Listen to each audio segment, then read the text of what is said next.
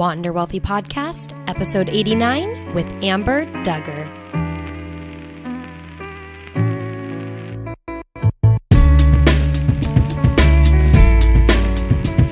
What's up, my friends? Welcome back to another episode of the Wander Wealthy Podcast. My name is Tess Wicks. I'm the host, and we are back with the interviews, kicking off 2019 with a very dear friend of mine named Amber Duggar. Amber, let me read you her professional bio, and then I want to tell you guys why I love this woman so much. Amber is the founder of Budget Alchemy, which is a system developed for health coaches to end the stress and anxiety around numbers. It is a holistic system combining personal finance and business cash flow strategies using Profit First and YNAB, also known as You Need a Budget. She has helped dozens of coaches implement this system and has helped hundreds more calculate revenue goals that actually make sense. She's a certified health coach from IIN and worked in corporate finance for 15 years before venturing out on her own in 2015 and thrives on being location independent.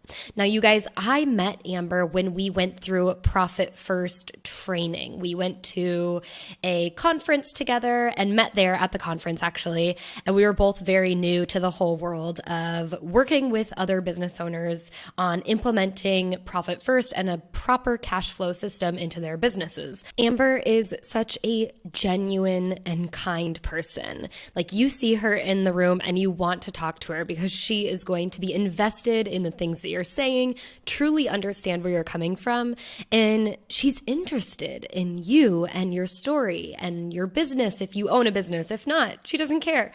She is such a wonderful friend to have and a wonderful person to have on your team, which is why I love that she does the work that she does, working with other business owners to implement a cash flow strategy that helps them feel better about their own business. Now, this interview, what we're going to be talking about today is, yes, very business focused, but if you don't own a business, I still think it's such a good interview to listen to because we talk about the idea that there's this expectation on people to know all of this stuff about money.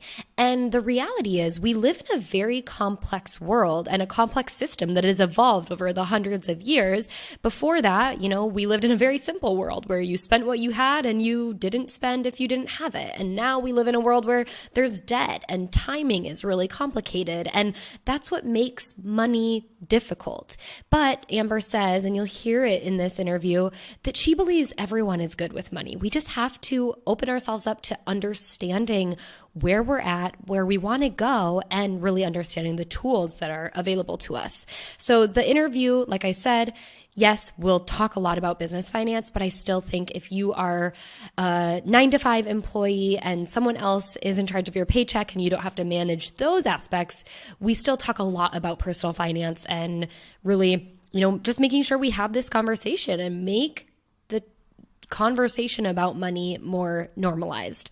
So that's a bit of what you're going to hear. Of course, if you are a business owner or you have a side hustle, you do freelancing or some independent contracting on the side, or maybe you're moving from full-time employee to full-time entrepreneur, of course, this episode is also going to be very good for you to learn some of the things that Amber works with her clients one-on-one to do and implement in their businesses. So without further ado, let's just dive on into the interview. Here is episode 89 with my dear friend, Amber Duggar. Amber, welcome to the Wander Wealthy Podcast. I am so excited that you're here. Tell us, what are you doing today? What's your plans? And then go ahead and tell us a little bit about your personal story and how you got to where you are today. Well, Tess, I want to just say thank you so much for having me. I'm super excited to be here. You're one of my very favorite money people. We had so much fun when we first met, and it's just been a beautiful journey ever since. So let's see here. What am I doing today? I am in New Mexico, and I am visiting family. And I am debating whether or not I take a very long drive through the middle of the desert to go see another part of my family. And so that's currently what's on my plate for today. I'm here for a week and I'm visiting. So it's been a really good start. And let's see, my personal story. Where would you like me to go with that? Well, I've gone ahead and done your professional bio, but maybe kind of start telling us tell us what your business is and how you came to this point. I know you spent a lot of time in corporate finance and then you were a health coach, but now you're kind of the mixture of the two. So how did you get there and what led you to that point? Well, it definitely, to answer your question about my business is combining holistic practices and practical knowledge to create a cash flow system for small business owners, mostly online entrepreneurs that are looking to get clarity and control in their finances for both their personal finances as well as their business finances so that it all works together. So that's really what I do in my business. And the way that it came about was I was living in Bali as a health coach, and I was seeing my clients from there in a co-working space that had skill shares every week. And I was in this tribe called Tribe Wanted, and it was a bunch of startup companies, and everyone was doing something different. But the idea was that we would spend 50% of our time working on our business and holding each other accountable, and 25% of the time we were helping each other with our natural skill sets. And the remaining amount of time, we were all adventurous, so we wanted to go and explore the island and climb the volcanoes and see the salt farms and things like that. So it was a really cool group to be in. And as I was just really starting out on my own, I had only left corporate maybe 4 months prior to being in Bali. I was very, very focused on where I was financially. So I had my whole system set up, and the people around me were always curious, like, what is this? What are you doing? How do you know what to do with your money? And it became more and more of a topic for people. And so I would show them what I was doing. And then the word got spread a little bit, like, she really knows a cash flow system that seems to like keep her sane. Because, that's like the one thing that no one ever wants to talk about is the financial piece. And so I was invited to do some skill shares. And then I started doing, appearances at retreats and doing guest appearances and things like that. And it came like it just kind of fell in my lap because I thought, wow, okay, this is starting to make sense. Like, I never thought I would want to touch finance again with a 10-foot pole.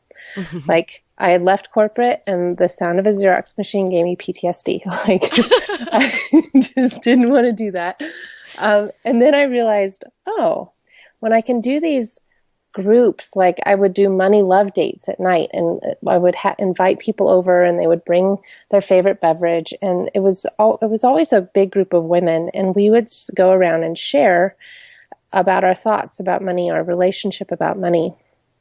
And it was the most beautiful experience where people could let down their guard and recognize that they weren't alone in feeling a certain way, and just being able to share what they really could never share with people before.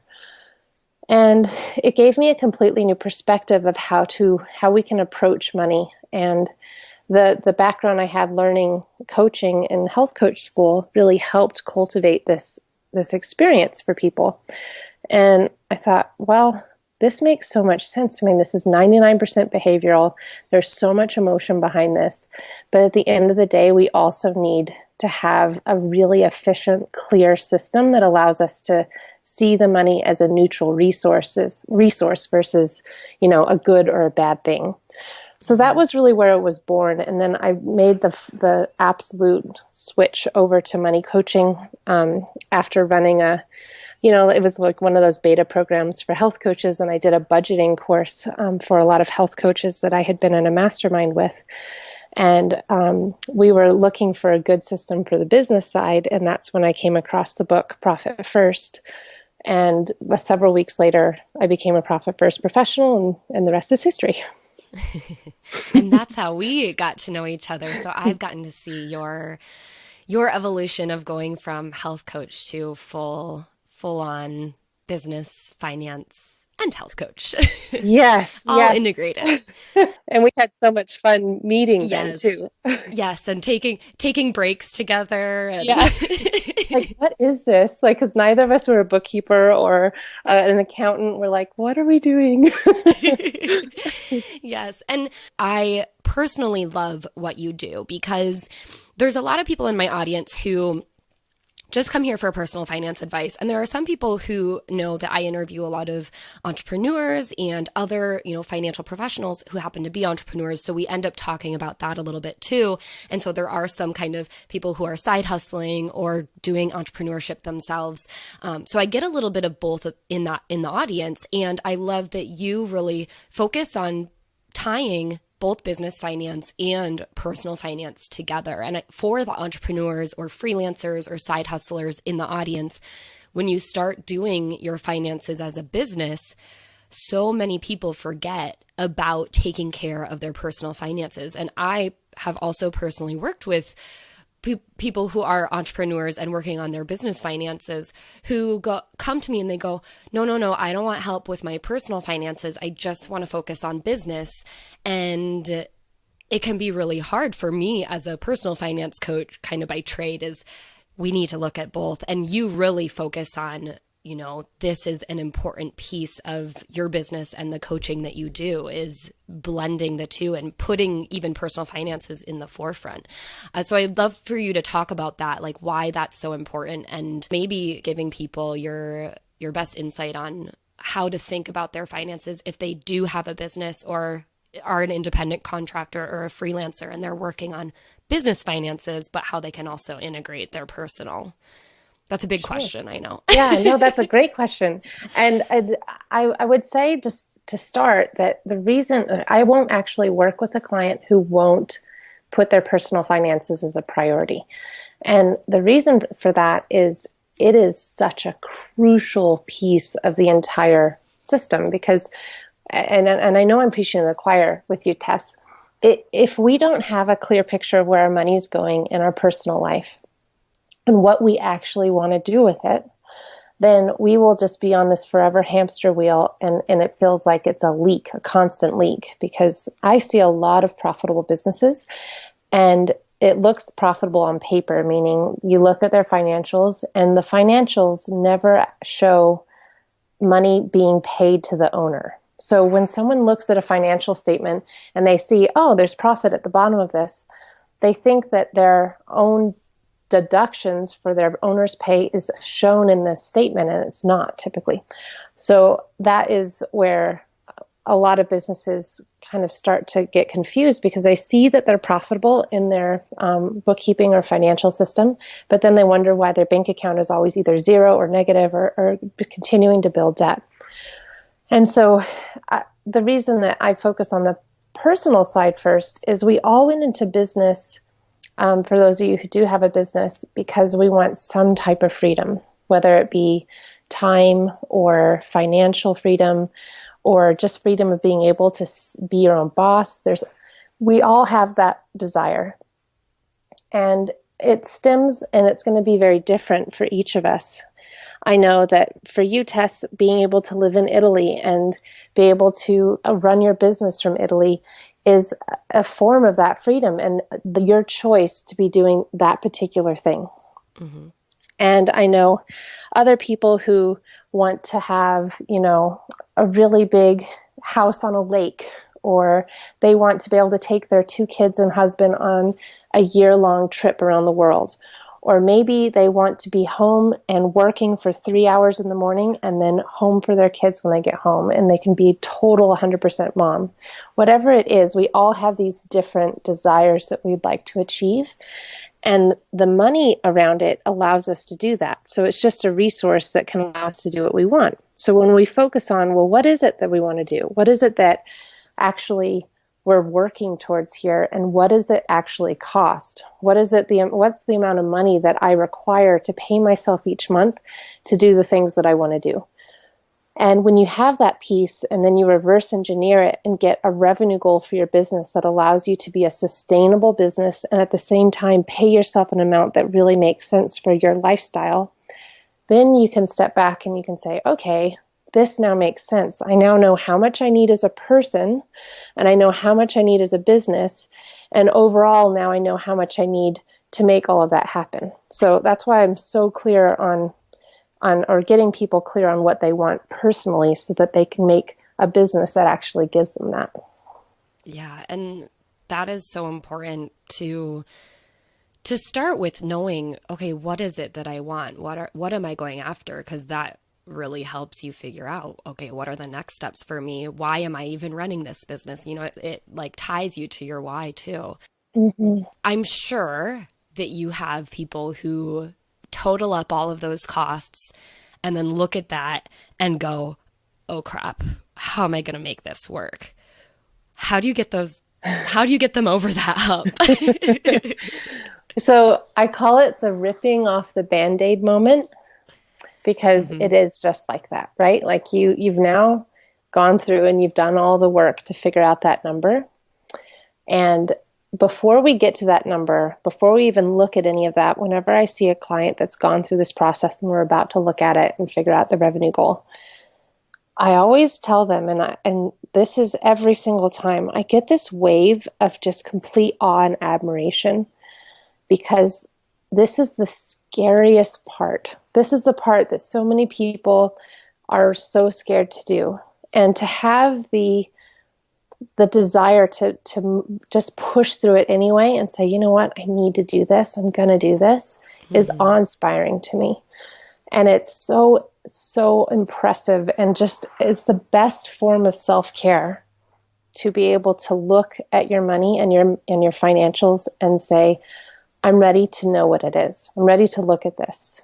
And so after we look at the number and they get, some of them are surprisingly close to what they're supposed to be making based on the revenue goal calculation, but they're making, slightly less, like 10 to 15% less.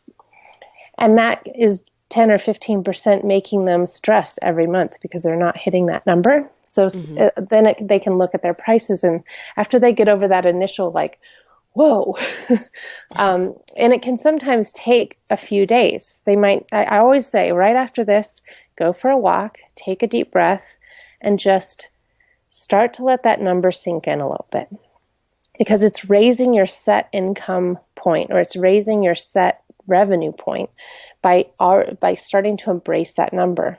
And there's a lot of different exercises that one can do. They can put that number all over their house. They can start to just see themselves making that amount of money per month. And when we embrace the identity of that of which we would like to be now, it makes it come so much sooner.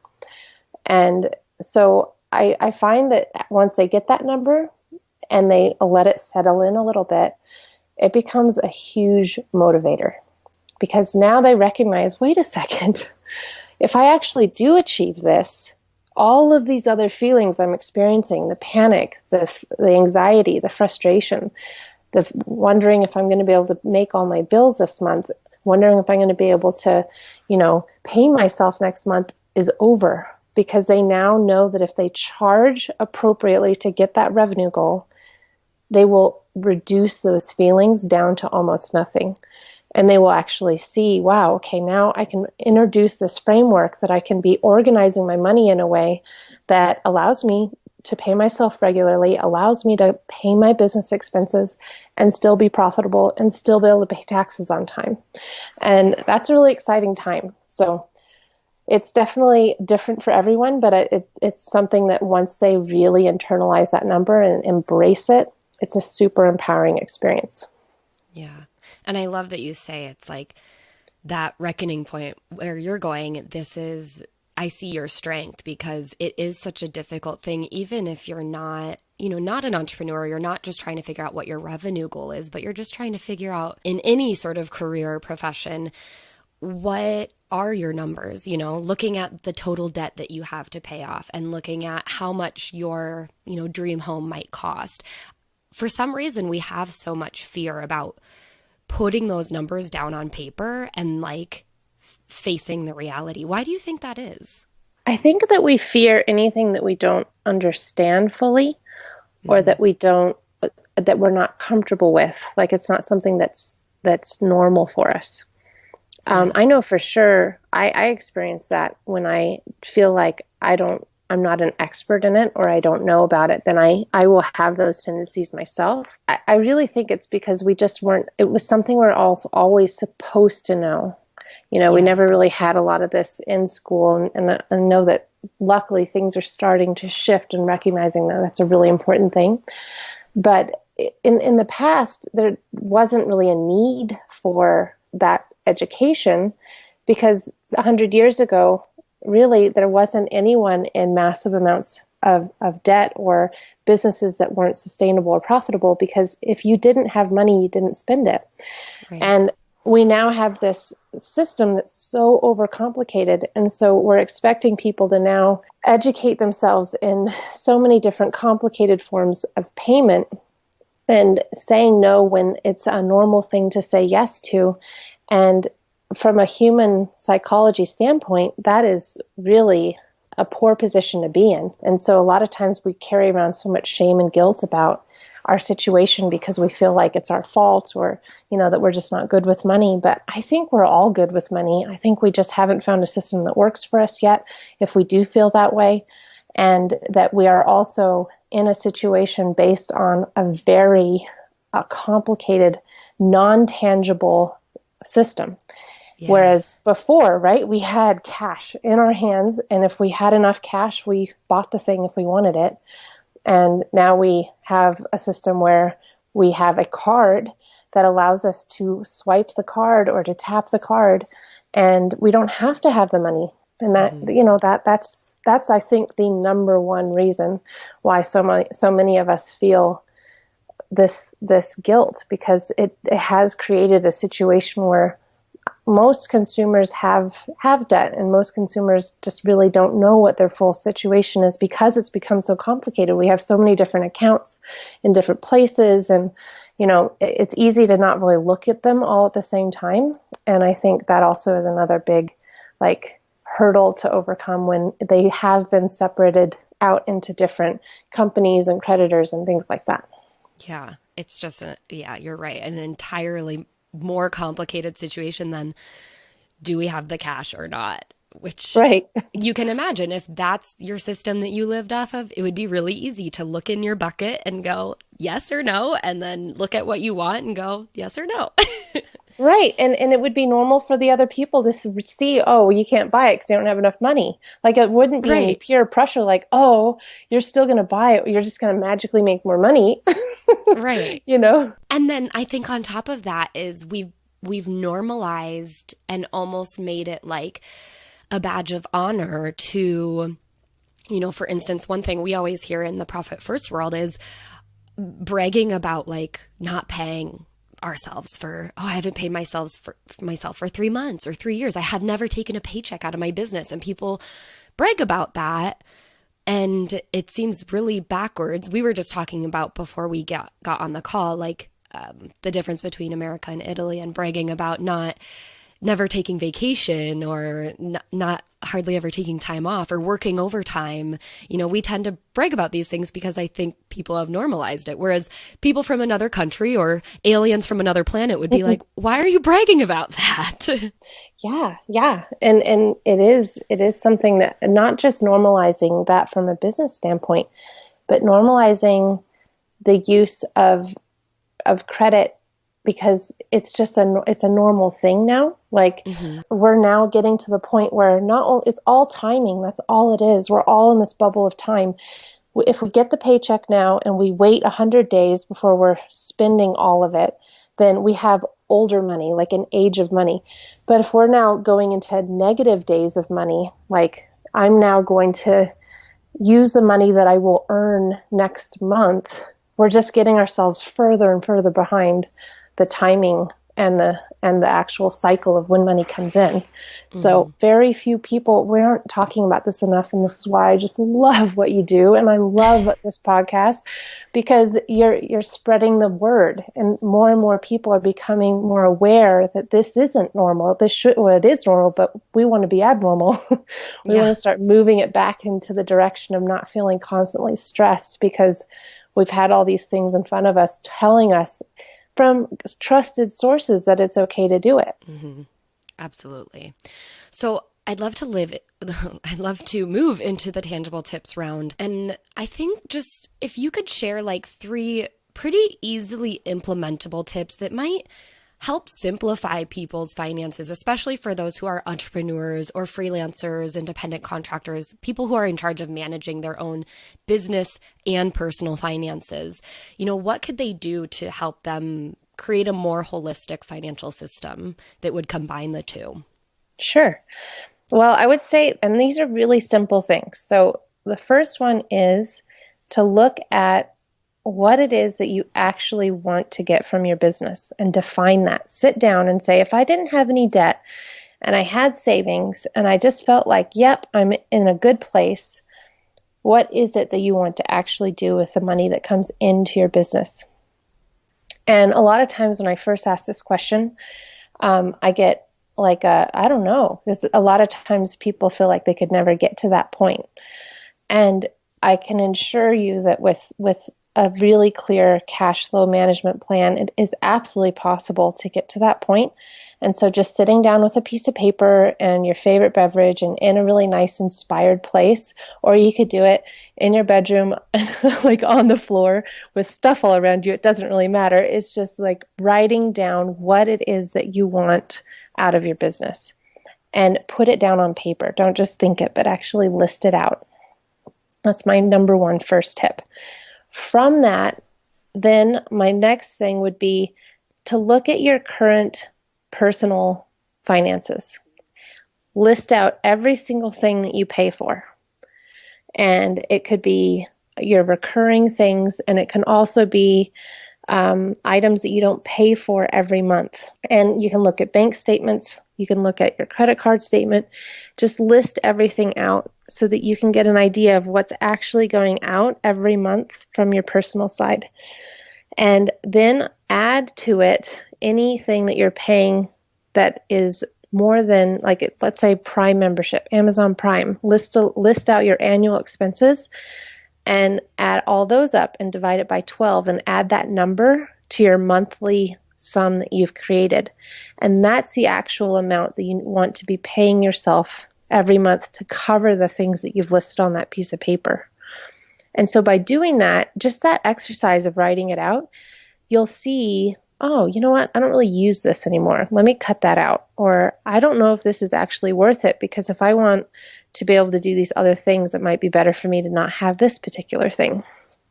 And by doing that and then doing the same with your business, you have these 3 really important things. You have the amount that you want to be paying yourself every month, and then you have the amount that you know your business wants every month. And on top of that, you also know what you actually want to be doing with the money that comes into your business. And then using a calculator, a revenue calculator that I have, you can put those 2 numbers in there and you can see exactly what your revenue goal is. And that will then allow you to start making decisions on, okay, am I priced appropriately? Like, how can I actually make that number every month? And by that, having those pieces of information, you've now set yourself up for a lot of success in your business, because you've cut out the things that you don't care about. You have a clear picture of what you actually need resources-wise, and then you're able to make some really quick changes of your pricing structure of what you're offering so that you can start actually having a plan that will hit those sustainable goals versus feeling like you're shooting in the dark or on a hamster wheel. And where could people get this revenue calculator? They can go to amberdugger.com. It's amberdugger.com. It's currently the very first thing on my website. We're redoing my website, so if it's not there, then they'll see a link for calculator. It'll be really obvious. Cool. And I will link that up in the show notes as well. Thank you for those tips. I think that's so helpful and so important to know. And again, it's just like being aware of what your money is doing now and what your goals are and what you would like to do with your money and making sure that that's aligned. That's such an important step. I'd love to go into the money round and just quickly get to know you and your relationship with money a little bit and how you spend your money. So first, I'd just love to know a little bit more about how you personally grew up with money and how that, affected you in any way, shape, or form, how it, works into your life today, what your current relationship with money is today. Sure. It's funny because I was actually talking about this the other week, and I had this epiphany of how my childhood really did come into major play with how my framework works in my current system now. And when I was a kid, I would have chores every week. So we had this printout, and we had to do all our chores. If we got all of our chores done, we would get our allowance. So it was definitely work equals money, which is something later in my life I'm learning I need to break that belief, because we can have impact can equal money as well. Yes. And so I would do that. I would get my allowance. And then we had a rule that we were to save half of what we received, and the other half we could do whatever we wanted with. And so we had bank accounts, and we would actually go and deposit our money in our bank accounts. And I had a checkbook. And my parents required us to save for something that we really wanted. And if it was approved by them, they would pay for half of it. And I can remember every single thing that I bought. I bought roller skates. I bought a boombox with detachable speakers, a Walkman. And then when I was 12, I got the opportunity to go to England, and I saved for half of my airplane ticket. And I remember it was $800, and I needed to save $400, and I was making $275 an hour as a babysitter. And they said, you can save up $200 now, and you can pay the $200 when you get back. So that was my first $200 credit balance that I had. Right. 12. And I say this, I've actually not shared this very often, because everyone's relationship with money and experience with money is so different. And I know that as I look back, I was incredibly blessed to be in a situation where my parents really taught us great habits as a kid for money. But I could have just as easily been taught really poor habits with money and had to figure it out the hard way. So I was just really fortunate that my parents made that as part of our education, I guess, growing up. This concept really came into play later, because I then was with a mentor of mine when I was working at a nonprofit, and she's the one who taught me the importance of looking at your cash in a business, and how that if you don't have cash, you don't have anything. And I would do a daily cash reconciliation for the president. I was a controller of this nonprofit.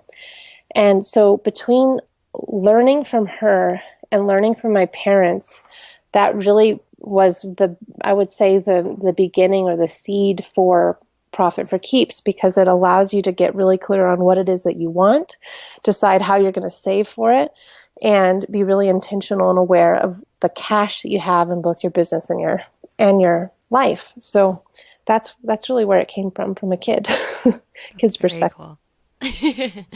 What's something that you are saving for now? What's kind of your next big money goal? My next big money goal would be, there's a couple of things. One that I'm working on every month is paying off my mortgage on my condo that I have.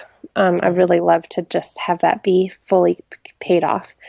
And the other thing that I'm really working on is just being able to, I guess, get to a point in my business where I am traveling with ease and taking my family on really great vacations and going to places and enjoying time with them. So it's really more not tangible things that I'm working for, but more a specific experience of space and connection.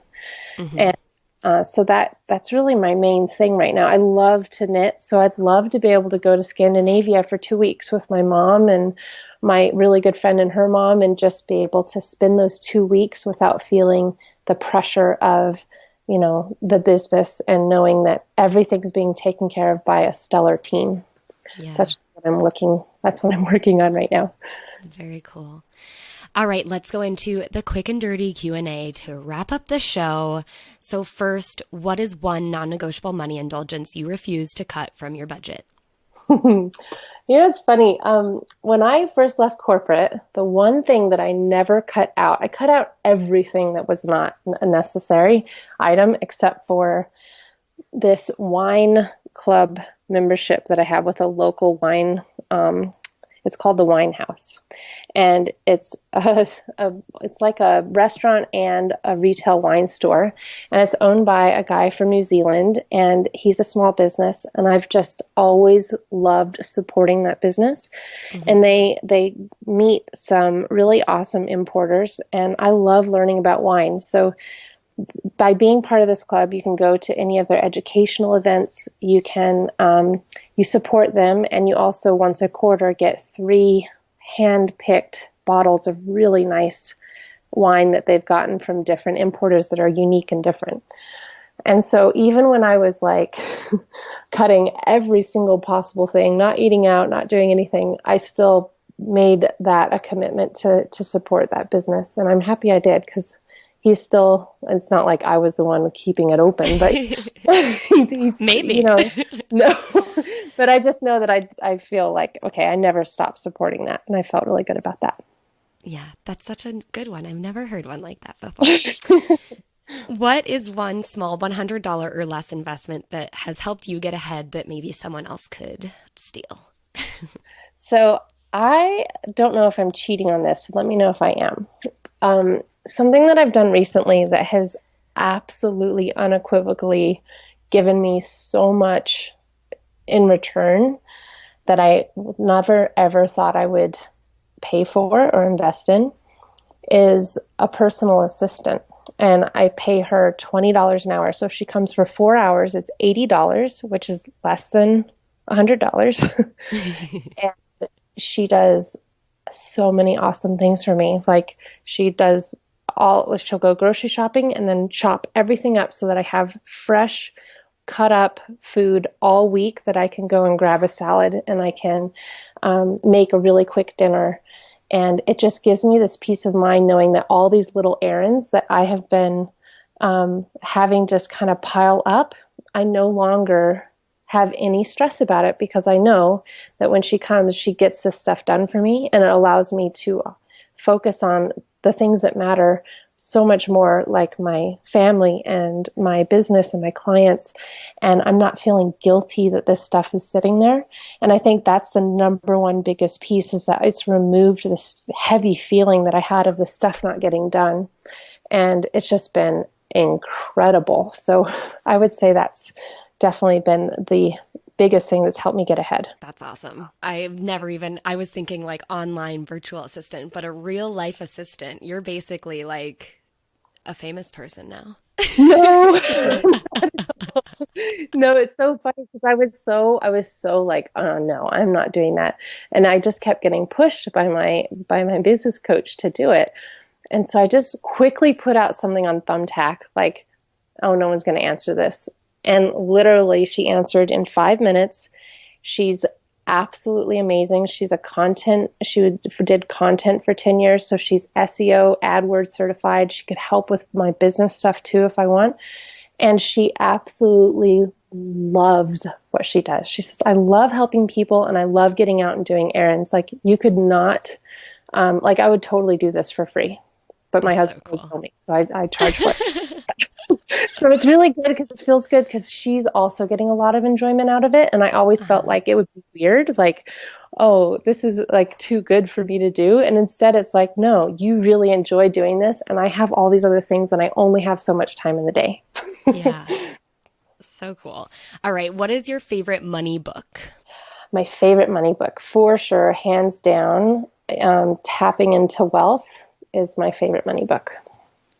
Very cool. And finally, well, first, before we do, I just want to thank you so much. This has been such a fun interview, and I've always admired and looked up to you as a business person. And just, I think, Amber, you make talking about money so easy. You have such a calm demeanor about you, and like, it's like talking about money with kindness, just like with a hug. It's like you're hugging me while we're talking. So I really appreciate you coming on the show and sharing that with everyone else. They can get a little piece of that hug too. Aww, so thank you so much. Thank you. That's so sweet. I wish you course. could see me over video. I'm like tearing up over here. Oh, well, that's just how it is.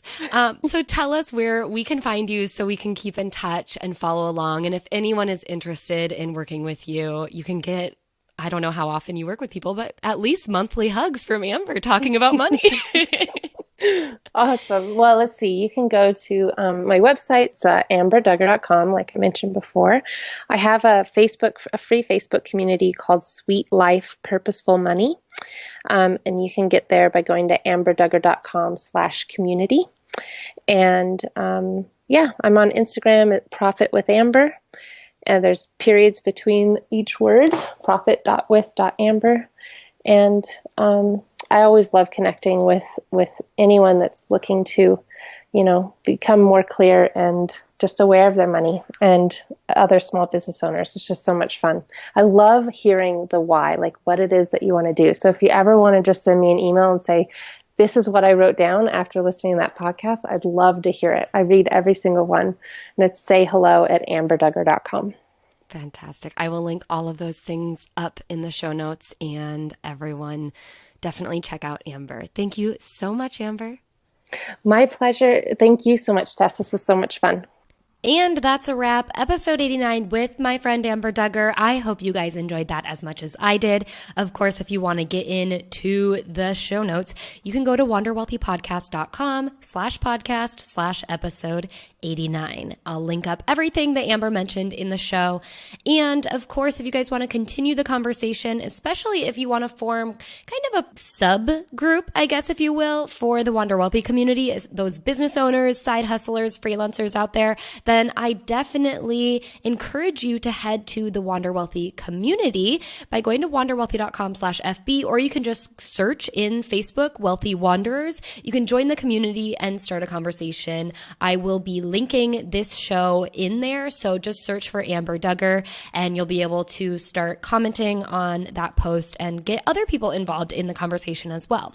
All right, that is it for today. I hope you are all having a wonderful start to your new year, having a wonderful and amazing January, and until next time, I hope you all wander wealthy.